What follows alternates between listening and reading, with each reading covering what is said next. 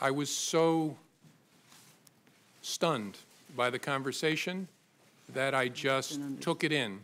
And the only thing I could think to say, because I was playing in my mind, because I was going to remember every word he said, I was playing in my mind, what should my response be? And that's why I very carefully chose the words. And look, I've seen the tweet about tapes. Lordy, I hope there are tapes.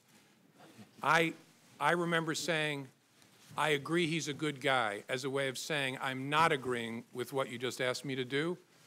Again, maybe other people would be stronger in that circumstance, but that's how I conducted myself. I hope I'll never have another opportunity. Maybe if I did it again, I would do it better.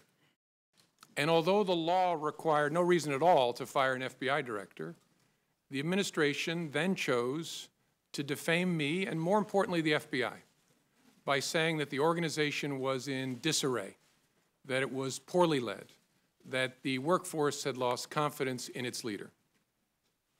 Those were lies, plain and simple.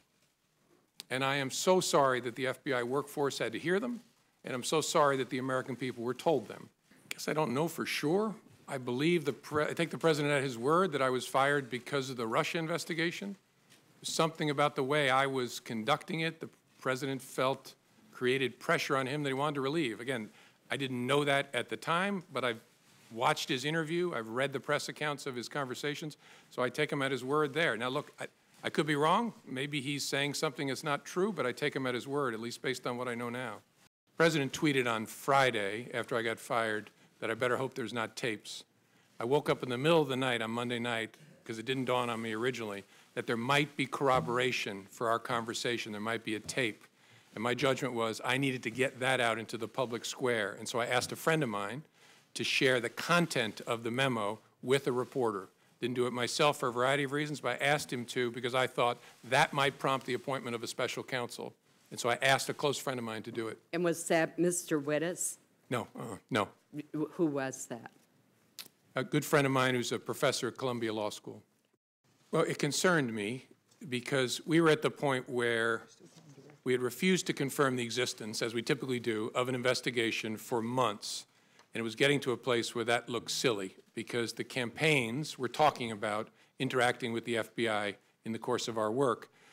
The Clinton campaign at the time was using all kinds of euphemisms, security review, matters, things like that, for what was going on. We were getting to a place where the Attorney General and I were both going to have to testify and talk publicly about it. And I wanted to know, was she going to authorize us to confirm we had an investigation? And she said, yes, but don't call it that, call it a matter. And I said, why would I do that? And she said, just call it a matter. And again, you look back in hindsight, you think, should I have resisted harder? I just said, all right, this isn't a hill worth dying on. And so I just said, okay, the press is going to completely ignore it.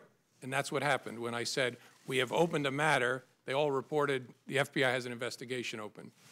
And so that concerned me because that language tracked the way the campaign was talking about the FBI's work, and that's concerning.